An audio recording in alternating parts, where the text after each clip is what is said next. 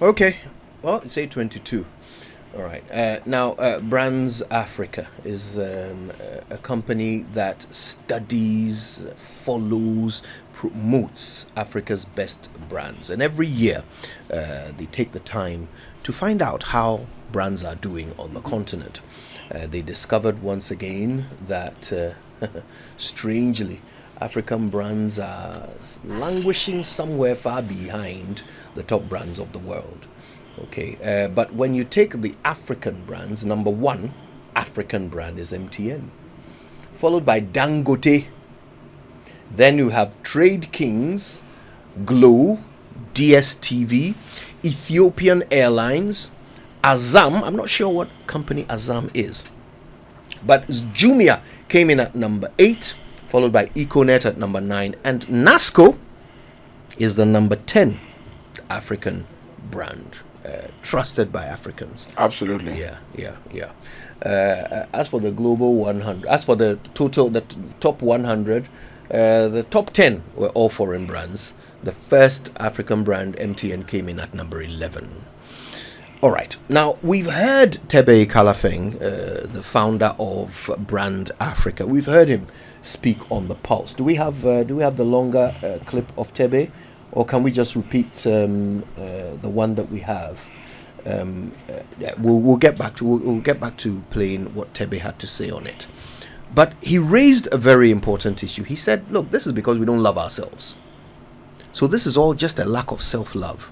Some bug planted in our brains, maybe all the way back to slavery, which says that nothing we do can ever be as good as what the white man does." Absolutely. I don't know if you caught this morning, Prof. I was speaking to Daryl Quaye from our business team, and I asked him if he knew that there were some sneakers made in Africa. And he said no. I said, well, there are. In Kenya, there's a brand called South Enda. Africa. Yeah, absolutely. He said, oh, never heard of it. And I said, but of course, nobody seems to buy it in the numbers that we buy the Western brands, like my Nikes that I have on right now. Absolutely. And I asked him, why do you think that is? He said, because we like quality. Right? He said, because as Africans, we like quality. I found that interesting. I said, you've never heard of Enda. Why do you assume it's not a quality product? Indeed. He said, well, it's African. Wow. Yeah. That's very profound. Indeed, because I know he's not the only one. Absolutely. Who feels that way. In Absolutely. fact, I'm sure everyone listening probably was following the same thought pattern. You know, it's fascinating. You should start from there, because one of the interesting definition of a brand is a collection of perceptions. A collection of perceptions. And that's profound to the extent that it means I don't need to physically interact with that product or service. Once I hear it won't work, I hear it won't work, I believe it won't work. I'm not saying that that's the only definition of a brand, but I'm trying to piggyback off the argument about, oh, it's African, so it won't work. So here's the philosophical question. You see, when you talk about branding, it happens at several levels. You can have Brand Africa. And it's interesting, there is by the way, there was a totally cool guy. You know, he just got an honorary doctorate from University of Johannesburg. Yeah. And I was with him in Joburg recently. We honored Sir John Carney, the famous thespian, who is a colossal African brand. I mean, he's one of the biggest African brand exports to the world. Anytime I see the man, I'm totally enamored. So he has been knighted by the British Empire. So we had a dinner in Signature in Joburg with the Vice Chancellor of the University of Johannesburg. And I was just sitting in the dinner and wondering, what if we had 500 Sir John Carneys? Because that alone amplifies Brand Africa. So I think even at a continental level, we haven't figured out this Brand Africa thing properly. This Africa Continental Free Trade thing, I keep asking, what is AU's plan for Brand Africa? And it's important because you have 52 to 54 countries representing Brand Africa. So if Brand Africa doesn't have a concerted brand direction, that cascades into country brand direction, that cascades into organizational brand direction, that cascades even into the personal brands of the entrepreneurs who run these firms, how we get branding right. So the frictures are different levels. So another thing to note is that brand building is expensive. it might not yield return tomorrow morning. But once you have a deliberate roadmap, the brand will be born, it will grow. But the reason why brands like Coca-Cola don't die is that even though they are 100 years old, there are ways of revitalizing the brand. So you may be 3 years old. I remember a big man of God came to preach some time ago, like 30 years ago, Maurice Cerullo. And he said he went to South America to preach somewhere. He met a small boy in the forest somewhere and asked the guy whether he knew Jesus Christ. The answer he got was, is he like Coca-Cola? And the point he was making was that this is a kid whose major point of reference in life is Coca-Cola. He said, is he like Coca-Cola? And he was using that on a Christian pulpit 30 years ago to say that, how does one brand attain such global relevance that in the forest of South America somewhere, a child who knows nothing is asking him whether Coca-Cola is Jesus Christ?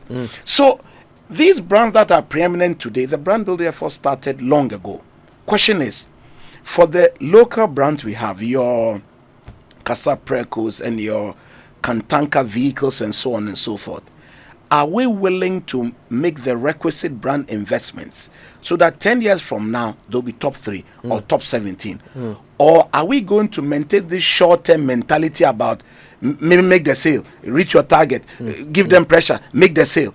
Listen, you just did a President LPM, right? Yeah. So I sent a WhatsApp to Elvis Brahman. I said, Elvis, Charlie, President, is it local? So it's a global brand, but we produce in Ghana. He said, I can read the WhatsApp, the response to you right here. He said, it's a global brand, but we produce in Ghana. I almost said that this is one of the Ghanaian brands. Me too, I was going to say, but I'm a professor, so I can't be making mistakes at Joy FM. So I had to WhatsApp a check, bro. He said, oh, it's a global brand, but we produce in Ghana. It is what it is. So even he thought it's a Ghana brand. He said, no, it's a global brand, but we produce in Ghana. He confirmed by WhatsApp right now. So the thing is that branding matters. And brands that grow and attain market dominance, they yield a comfortable return to the investors, medium to long term. Right. But you need to make the investments now. I worked on Spacephone 23 years ago. It transitioned into Ariba. Today, it's MTN. MTN's market dominance today cannot be debated. But I was there when the investments were made 23 years ago. And the brand transitioned and transitioned and transitioned.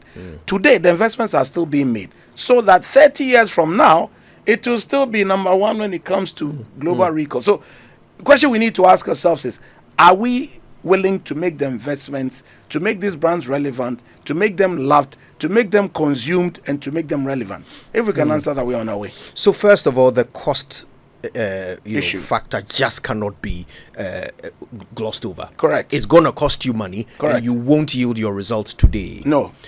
But you are spending money on something that to some seems like knocking your head against a brick wall. Absolutely. Because you are trying to change a mentality that is so ingrained. Absolutely. How do we deal with that side of it? Because spending the money is one side. So how do we deal with the other side of the problem? Making people's minds open to the idea that African doesn't mean inferior. So that was a very tricky question. Last year I spoke at the second African Marketers Confederation conference in Entebbe, and I was challenging marketers that, look, I took a bottle of Afro and I said, this is made in Ghana. We have to support it. And I held the picture and they took a photo of me. And I was saying that, listen, we need to, as marketers, learn to make the business case to our business owners for them to do the brand investments. If we don't build that awareness internally, it will be difficult to get the brand investment we need. Number two, a brand is a functional selling proposition and an emotional selling proposition. In Africa, sometimes we do make investments in the logos. We do the market activations. The customer experience is shambolic. So brand building is not just the logos and the thing. No. The service issues also matter. So holistic brand building is functional selling proposition and emotional selling proposition. When we get those two in a good balance, then we can build good brands. On the issue of Africans loving African brands, I think that we've tried. Ghana, over the last 10, 20 years, we've tried to run Made in Ghana campaigns. Ministry of Trade has done some. I know GIPC has done some. I know Export Promotion is doing some. But maybe it's time to reconcile these efforts into one single unified brand Ghana proposition so that we feel proud in new ways about what is Ghanaian. Yeah. Once that awareness starts getting built, maybe we'll be breaking the barrier around if it's Ghana, it's not good, or if it's African, it's not good. So I think nation brand agencies have a role to play. And so specific duty bearers can build a new program to get us to come around to the fact that, I am a marketing scholar in Africa. When I started my academic journey, I never figured for once that foreign marketing scholars are better than me. It hasn't even occurred to me once since I was like, no. We have nuanced African marketing challenges, and the scholarship we produce is supposed to address those challenges on the continent. And we have the best solutions, given that we are context champions. Yeah. And so I think we need that same mindset to permeate the private sector, to permeate the public sector, to permeate the not-for-profit sectors, so we can build a new consciousness about the fact that if it's African, it's good. I think one area that has done well are the churches. In fact, the churches, I think we should go and learn from them. Because if you say Winners Chapel, global behemoth, you take Lighthouse, global behemoth, ICGC, global behemoth, Action, global behemoth. So whilst we started with Catholic that was foreign, Methodist that was foreign, today we have counterparts, local brands that have gone to the world. So it looks as if we should go back to them and go and ask Reverend Otabo, this is your God year, and ICGC, how did you meticulously build a brand over 40 years to make it a global response to the Christian call? How did you do it at Action? How do you do it at Lighthouse? Maybe it's time to go to the church to learn brand building secrets, because somehow they've exported Were it. they helped by the fact that the ground was already fertile? That we are naturally a very superstitious and religious, people, yeah. very religious. We tend to abrogate responsibility for our fate to higher powers, some divine being. So anybody who perpetuates that idea, we're happy to follow them. And we might even relate better to those who skew it to our natural.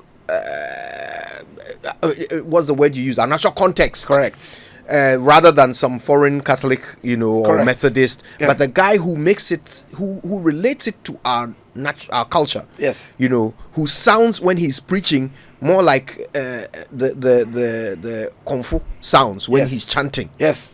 Then I can combine the two and relate to that better. Exactly. Than the Catholic priest in his white cassock. There you go. You see, with incantations. So is it that the ground was already fertile? Okay. Was that helpful for the churches? Even if we grant the ground was fertile, your answer, your second submission is the answer. That they managed to relate to what you think was a fertile ground and came up with brand solutions that resonated. You see, branding is not about some highfalutin ideas. No, it's about what's the challenge? How do we configure a response? How do we make it relevant to key stakeholders? How do we get them to consume the brand? Your job is done. So you can't say that the Catholic Church has not been there for 100 years. It has been there. But they were able to configure solutions that was a response to the time. So even if the ground was fertile, the question is, are you saying that for private sector firms there's no fertile ground? There's fertile ground as well. I mean, I came to the students out of the phone call because my office is down the road in Tesano. So really, it's not. What are we doing there? They say by statute you are supposed to deliver information communication technology courses. So what does my boss say? He says we are creating Africa's Silicon Valley. Excellent proposition. So what is he doing? He's saying that we are going to build a tech ecosystem where we deliver master's, PhD, and undergrad courses to feed Africa's ICT human capital requirements. So what are we doing? We are configuring context-based programs to respond to Africa's tech challenge. And that's what we are trying to do. So by all means, MIT predates us. By all means, Harvard predates us. We will be 4 on August 13th. But we are not faced by the fact that we are young. What we understand is that there's an African problem and we are configuring an African brand response. That's the way we need to think as Africans. It is what it is. Yeah. Now, the fact that the ground is fertile, I suppose, is a given. Correct. Is a given. Anybody who creates a product is because they've identified a need. Correct. So if there's a need, there's fertile ground. But I find it interesting that the approach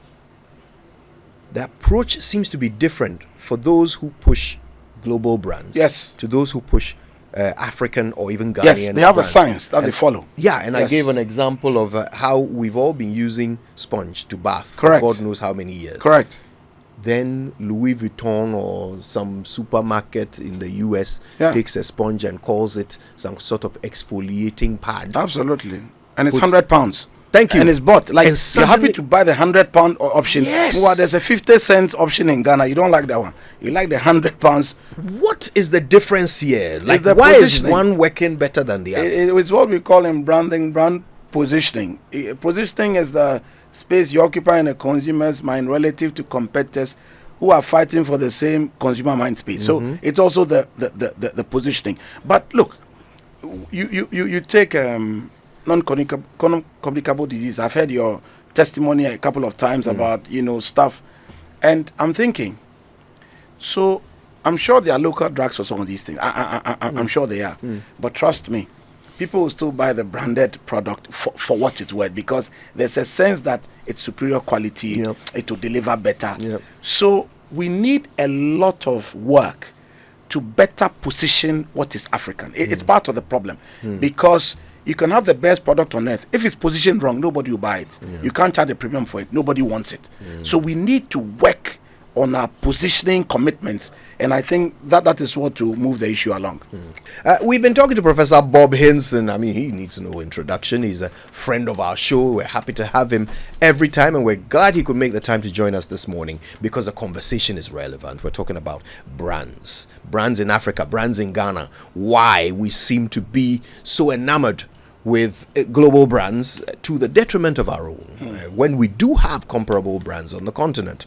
So that conversation, of course, has sparked other things, and as we're having it, George Quaye stopped by. The famous George The Quaye. famous, That is the it. legendary That is it. George That is it. Quaye That is it. stopped by. That is it.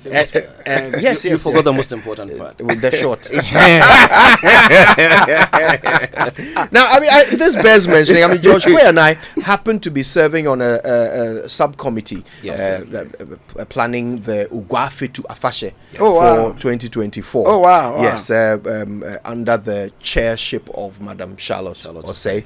Yes, she saw us, she liked us, she picked us, and we are hoping to make everybody happy. Okay. in She September. picked me because of the height. Yeah. Oh, wow, it is what it is. Yeah. Okay, cool. Are you sure it wasn't because of your stated misbehavior? No. Anyway. So that's the festival. Yes. that's the festival. That This- leads us into the arts and the creative sector. It is Precisely. important. Yes. And it's yes. already the biggest festival in Ghana in terms of Yeah. footfall, and we are just trying to turn it into a global brand. Oh, wow. Yes. Oh, wow. Okay. Yes. So we're just harnessing strategies to do that, and so far it's been a great journey. Okay. George, of course, listening to our conversation, was moved to join us. I remember, because I mean, it falls right within something we've been trying to push for a while now. Those of us in the creative space. Yes. And just before we came from the break, I was telling Prof that look, when you look across the Ghanaian space over the last 3 decades, all global visibility Ghana has had, it is not from politics. It is not from sports. In fact, if sports has brought us anything at all, a disgrace. It is not. No. from- Heartache. Heartache is Well, better heartache than is better than disgrace. Okay, it is not from science. That's It is not brand from opinion. tech. It is not from. It is from art. Even as recent as look at this Afronita lady and what they are doing at the British Got Talent show. Look, I was watching their latest video that qualified them to the finals. Yeah. And dude, I was in tears. Yeah. It's beautiful. And it's not just about what they are doing on stage. It is about what they are wearing. It is about the Ghana flags flying across the auditorium. That is it. It is about the songs that we are picking, songs from Fuse ODG That and is all it. that. That is And how else do you sell your country better? Yes. And for a country that has assets like these, and we have great, cultural and art brands that we can push to the rest of the world to tell everybody who we are. I agree. And we've actually taken the A out of our educational system, making it STEM when it should be STEAM. Look, I was saying earlier that any political candidates who wants my vote and doesn't have that A in there, and they are all preaching STEAM, shift to the left. What the country needs. You don't know what this country needs. You mean shift Look, to the left or shift to the right? It means when Say you the say shift. and just say shift. you also say, Just shift is okay. to, but to the left, to the left. Okay. In when a Ghana woman wants to tell you get out of the way, you're talking rubbish. Abekube. Yeah. Yeah, you man can chew you. This way. You know what I mean? So look, I think if we do not, and all this brand talk, all this, your fashion, I agree with what you. you're wearing, it is total, it is art. No, Look I at agree Prof. with you. Art. I agree with you. I agree with you. You Look, understand? Last year I was jetting off to Uganda to speak at the African Marketing Confederation Conference, and Don Jasia just tweeted, and he had tweeted and said, "See what Davido they do. It be big, but they stop. He still they market himself. They was telling Nigerians, make sure say, look, even if you are big, for market yourself. At the time I saw that tweet, it had like 2 million views. Exactly. And Don Jazzy is like the grandpapa of all them young boys and girls. And the creative sector has tremendous potential for pushing brand Africa, for pushing country brands.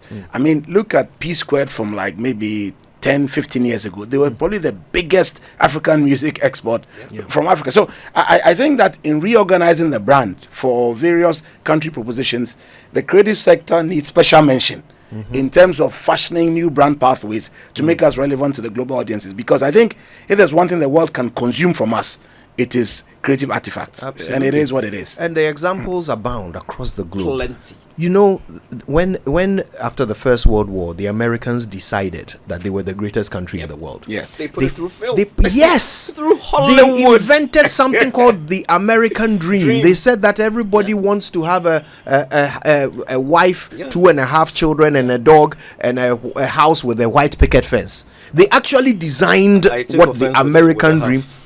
They have. It sounds like you're talking about short people. It just means that everybody wants one of you in their family. you know. So they actually designed what that dream should look like. Absolutely. With detail. And then they started placing that product Yep. in every movie you watch. And film is And still the film creative and sector. music. You know, the creative sector, if you define it broadly, includes things like architecture, film, travel, tourism. It's a very wide space. And I think it has some of the most fertile avenues for really, really, really creating good brands. And whilst we're at it, just before you come with your question, I think that currently, these are travel and tourism people too. They have to be more systematic in their way. Anytime you invite me here for Customer Experience Week, Customer Service Month, you know some of the biggest corporates come from that sector. So I mean, hotels I and don't even know what to restaurants say, because branding is not just colors. It's also the experience. We did year of return, after the return, all those things have to do with experience as well. Experience is part of brand building. We need to watch that as we move forward. I want to hear both of you on it, because even what you said just leads into that part of the conversation. In the past 4, let's call it 5 years, Ghana has had a wonderful opportunity. The year of return has put the spotlight on Ghana in the most amazing way. Absolutely. Today, if you pick your phone and you Google best destinations in the world, any list from any reputable source will have Ghana In there somewhere. in there. It has become trendy to visit Ghana. But like Coca-Cola, Prof, and you gave that example earlier, Absolutely. they've been around for 100 years, but they find ways to reinvent themselves. Absolutely. That's why 100 years later, people still know Coca-Cola. Absolutely. When you are born, you immediately know that brand. Absolutely. So what should Ghana be doing? Now that this opportunity has come along and we're 5 years in, what should Ghana be doing to keep the brand fresh? Kojo, as a country, I think there's a problem we have. And people may not agree with me, but I've always said that one of our biggest problems is this kind of democracy that we practice. Imagine if it were Ghana that decided to advertise. Imagine if it were Ghana that decided to say, advertise on a Swansea jersey. Visit Ghana on a Swansea jersey. The first thing we'll do is opposition party will first go and dig into it, look for some documents, see how much we spend, come on radio, and then blah blah blah. How? At the time when we don't have schools, people are sitting under trees. You've gone to give all our money to Swansea City, a team that is integral. Blah blah blah blah. Come on, Swansea. You understand me? But Rwanda did it. Visit Rwanda on no ordinary team's jersey. Do you have any idea how much Rwanda had to pay for that? Sorry to cut you. I'll let you continue, but I was actually working in Kigali at the time when there were vigorous debates about is it and the Rwandans themselves agreed that it was an excellent investment. Let's move on. And moved on. I was in the middle of there were radio discussions. Oh no, they realized that it was a master stroke. Yes. And I think they'll reap the benefits for the next They will. whatever years. Please continue. I'm sorry, sir. I'm sorry, And you sir. see, Rwanda is not the kind of democracy we practice here is not the same that's in Rwanda. We can all agree to that. I mean, the political experts can educate me, but I don't think it's same. No, it's you not. understand? So you need somebody who can stand there and say, look, we're going this way, we're going this direction, because certain things take time.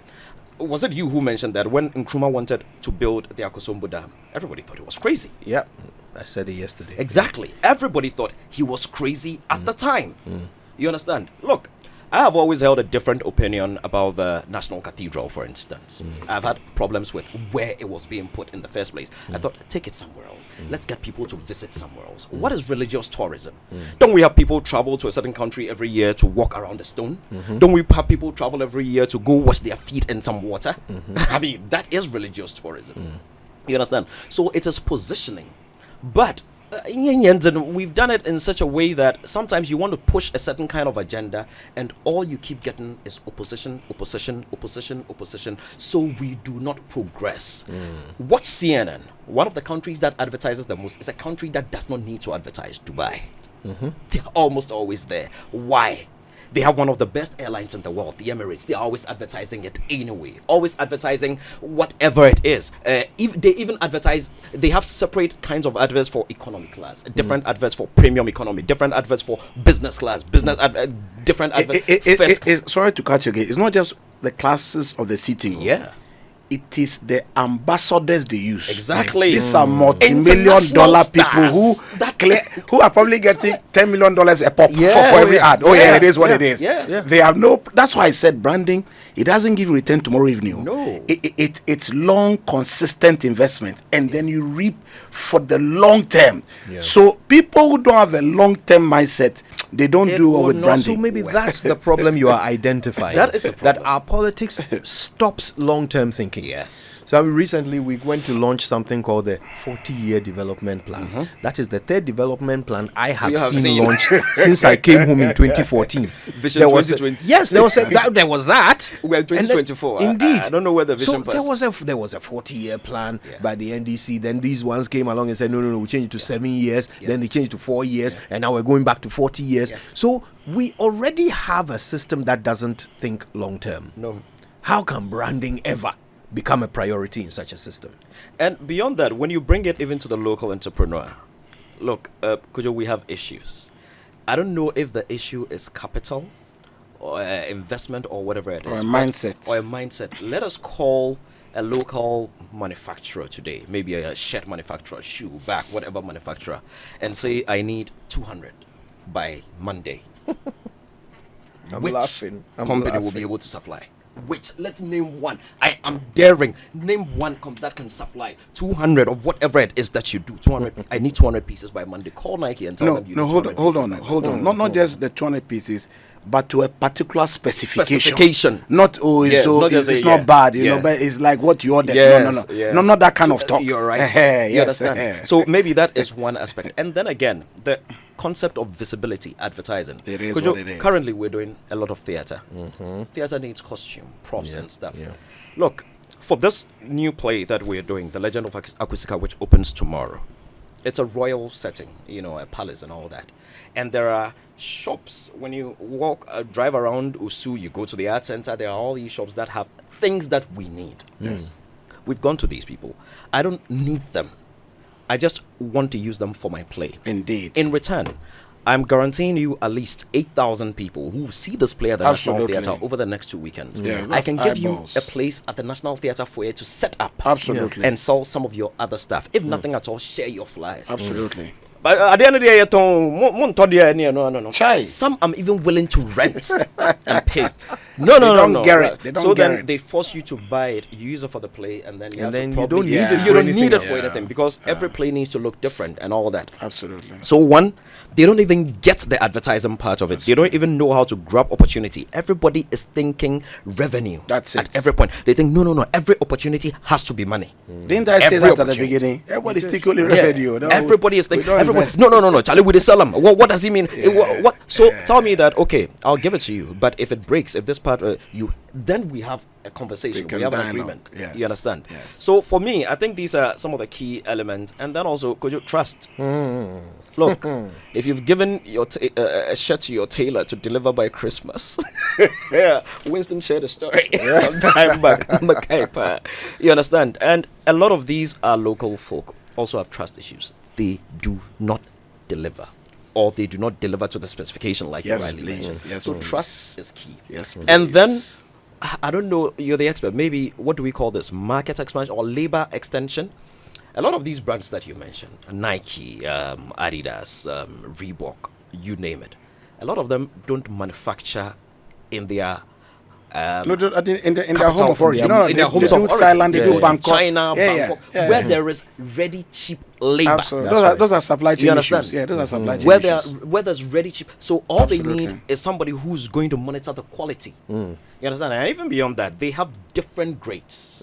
You know, if you go to China and you tell them you want this water bottle, and they tell you it is $20, and you tell them I have $2, they'll tell you, yeah, we can do $2 version for Yeah. you. Yeah. They'll You meet understand? you at your point. Yes. Of view. And that is how you're thinking entrepreneurial. I would just make sure you don't take that money away.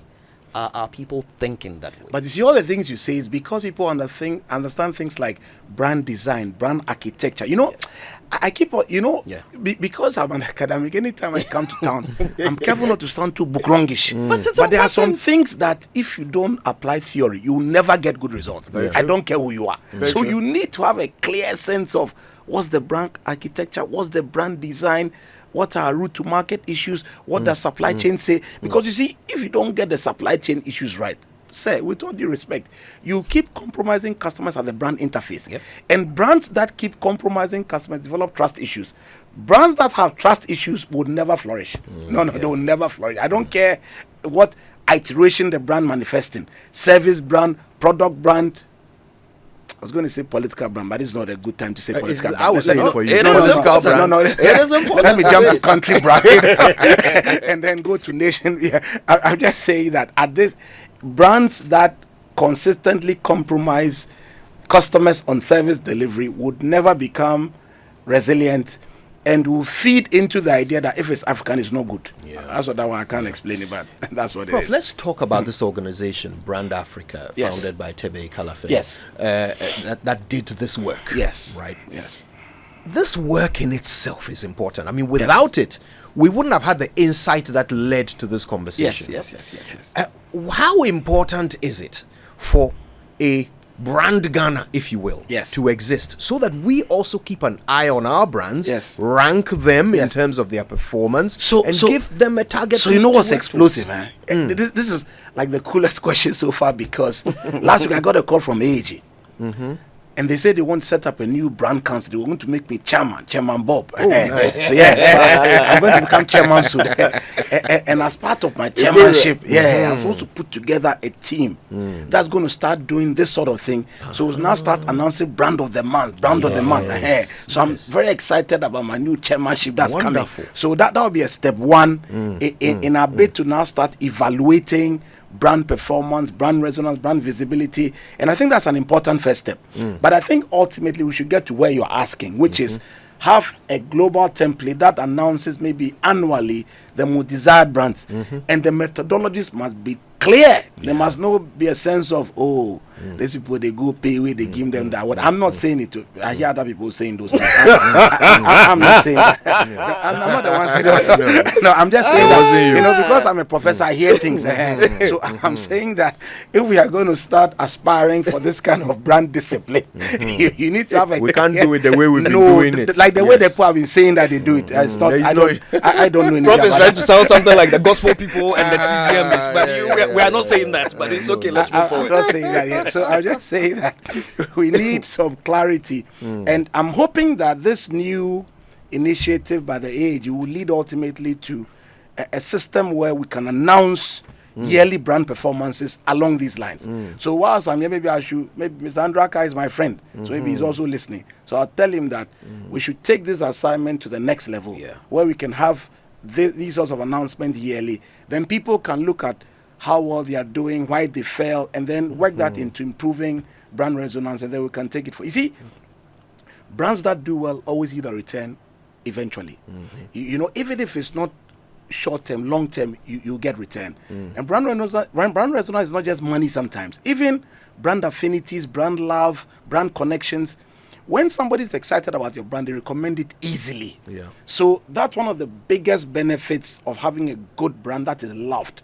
Customer referrals are rife, and then the brand grows. So please, we have to think about these things. And maybe Joy can be a partner in this scheme to sort of work together to build a coalition of partners who will now start building brand league tables so we can all aspire for brand excellence. You know, it's wonderful. By the wonderful coincidence that brought the two of you here, I realize we have an opportunity to teach something. Okay, so I mean, George, I'll start with you. You started off by building your personal brand. So it was your talent first that brought you onto the spotlight. Everybody got a to short know you. personal brand. That's right. It is important. If you have to make it short and add, man, then make it short presidential. It is what it is. Yes, short. It's an SPB. Yes. It's an SPB. Short presidential brand.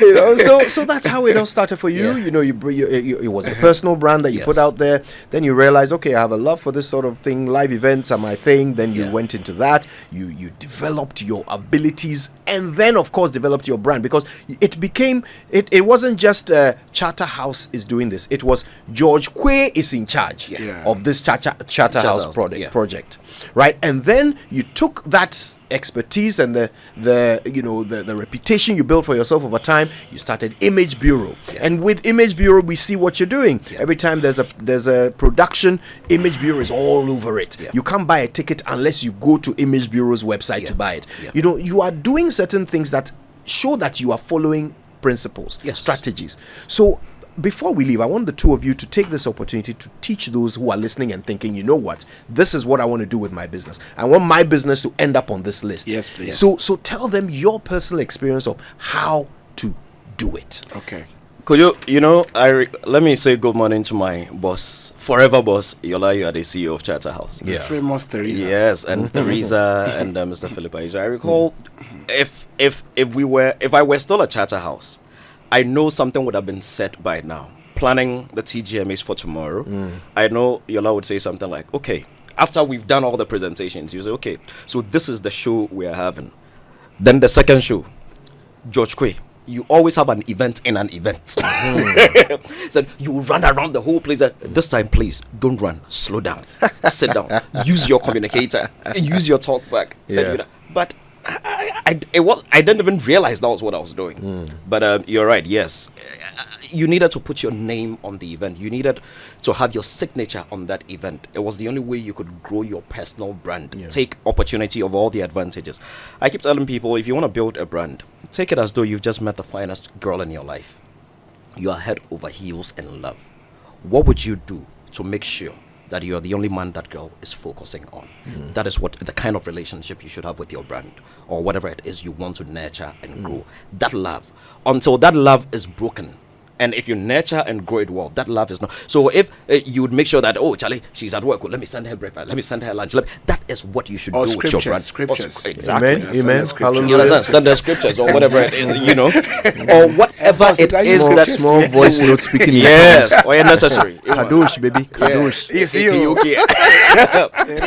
You can send prayers and stuff like that. Whatever it is you're going to do to make sure that this girl is head over heels in love with you.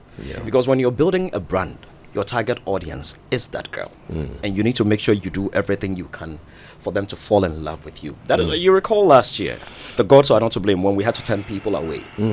We needed to instantly issue an apology. We needed to accept it, because once you accept it and you offer them solutions as to what you're doing to ensure it doesn't, then they begin to respect you. But if you don't, you ignore it. Oh yeah, come another time. Nope, you're taking them for granted. And the moment you begin to take them for granted, they start to walk away.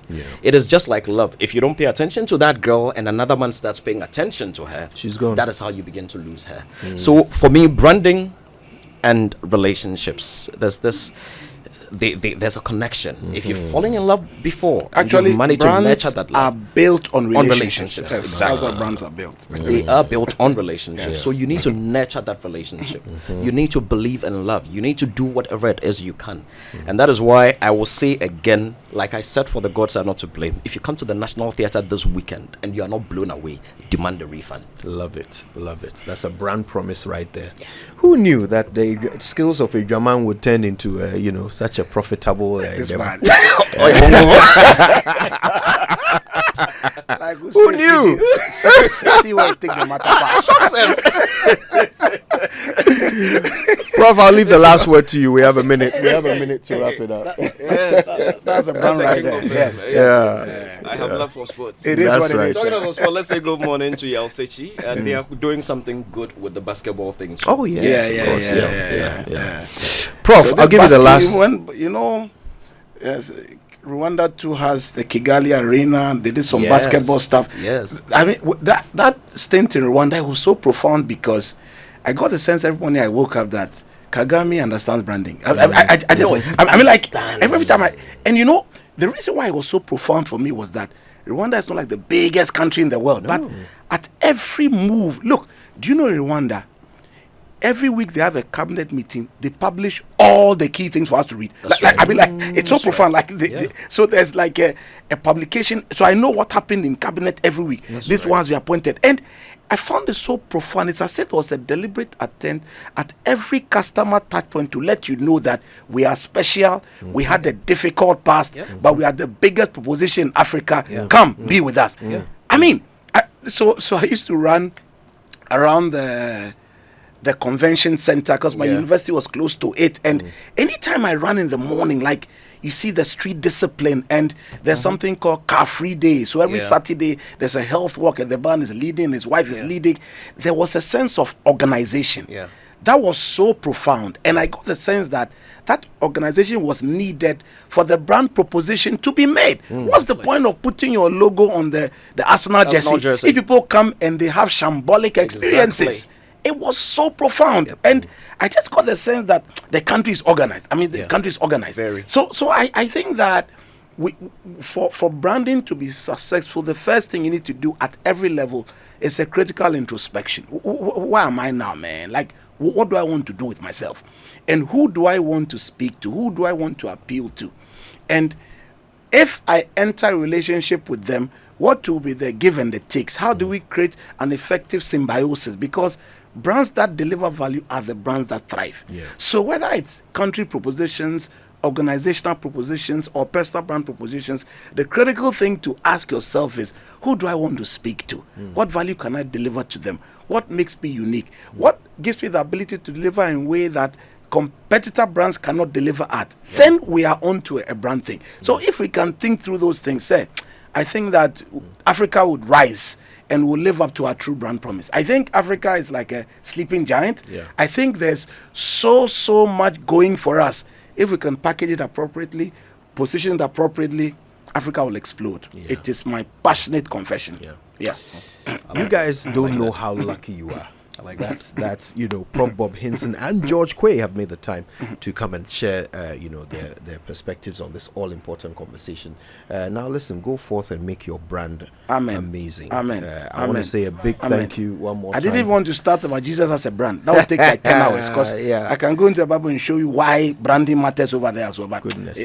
Bring me another time. That will be next. That will be next Sunday's sermon. That's very important. Oh, fantastic! I like it. That will be next Sunday's sermon. Bro, I promise you. let it. Another time. Prof Bob Hinson and George Quaye, everyone.